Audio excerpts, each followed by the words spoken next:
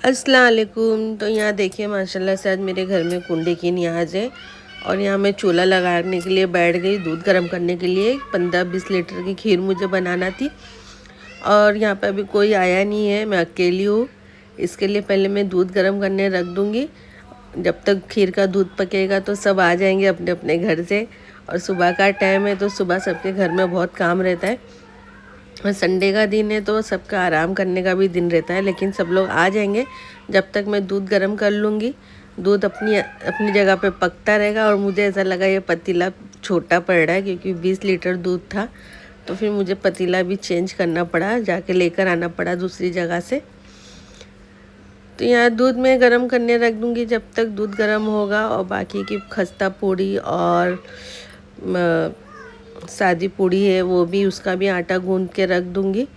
सब बच्चे लोग आएंगे फिर बेलने की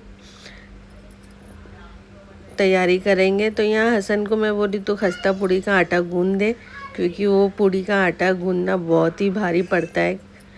और मेरी आवाज़ भी बहुत ज़्यादा बैठ गई है सर्दी के वजह से, तबीयत ख़राब है हम लोगों की, मेरी और छोटे वाले लड़के की।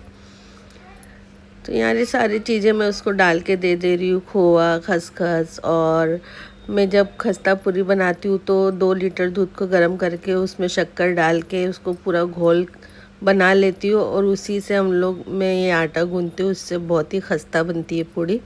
और सूखा खोपरे की सिल्ली, इलायची का पाउडर डाल के और इसके अंदर थोड़ी सी तिल डाल देती हूँ, इससे बहुत टेस्टी हो जाता है। हमारी दिल्ली में तो इसी तरह से खस्ता पूरी बनाई जाती है, लेकिन इसका आटा जो है गूंदने में बहुत थोड़ा टाइम जाता है क्योंकि बहुत ज़्यादा हार्ड हो जाता है।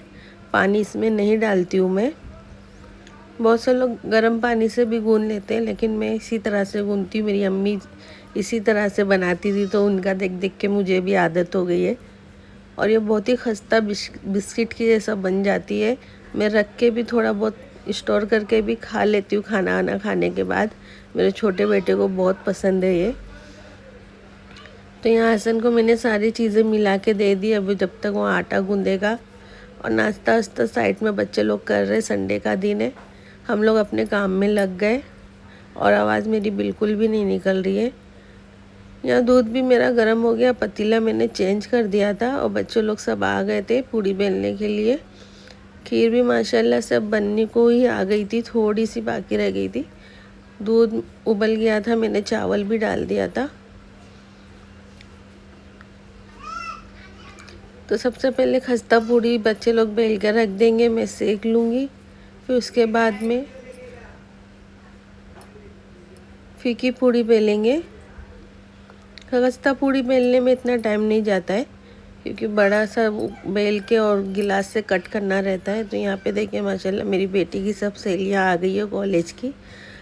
अब सादा पूड़ी का आटा भी मैं गुनगुन के उन लोग को दे रही हूँ क्योंकि थोड़ा ज़्यादा था। 3-3.5 किलो का मीठी पूड़ी थी और 3-3.5 किलो फीकी पूड़ी बनाती हूँ मैं। तो यहाँ अच्छे से माशाल्लाह से हमारी न्याज की तैयारी चल रही थी, कुंडे की न्याज की। और खीर भी मेरी बन चुकी थी, सिर्फ भगार देना बाकी था। और खीर बहुत टेस्टी बनी थी। मैं खीर जब बनाती हूँ तो उसके अंदर मैं 100 ग्राम 150 ग्राम खोआ डाल देती हूँ दूध पकते हुए, तो उससे क्या रबड़ी जैसा टेस्ट आ जाता है। और यहाँ मसाला मैंने देखो पूड़ी फ्राई करना तलना स्टार्ट कर दी। सब लोग ने बेल के हट गए, अब मेरा काम रह गया है सेकना। तो यहाँ मैं बैठ गई थी सेकने के लिए। और कढ़ाई थोड़ी छोटी पड़ रही थी लेकिन फिर भी मैंने उसी में सेक लिया था। अच्छे से सिक गई थी हमारी मीठी पूरी, सिक के तैयार हो गई थी। सिर्फ फीकी अभी बाकी थी सेकना, वो भी सेक दूंगी। असर के टाइम तक मेरी माशाल्लाह सारा काम मेरा हो जाएगा। और असर की अजान हो गई थी। यहाँ देखिए माशाल्लाह मेरे नियाज का पूरा खाना तैयार हो गया था। मैंने अखनी पुलाव भी बाहर से मंगवा लिया था मेहमानों के लिए।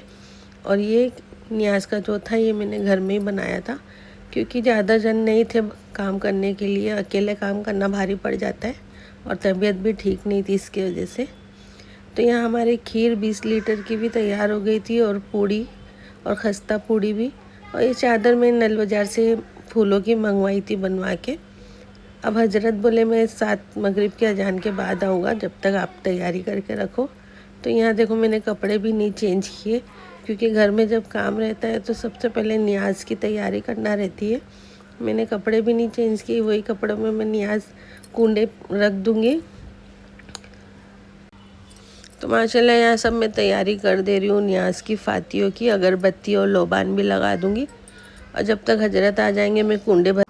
तो आप लोग भी नियाज़ में आइए। चलिए, अल्लाह हाफिज़।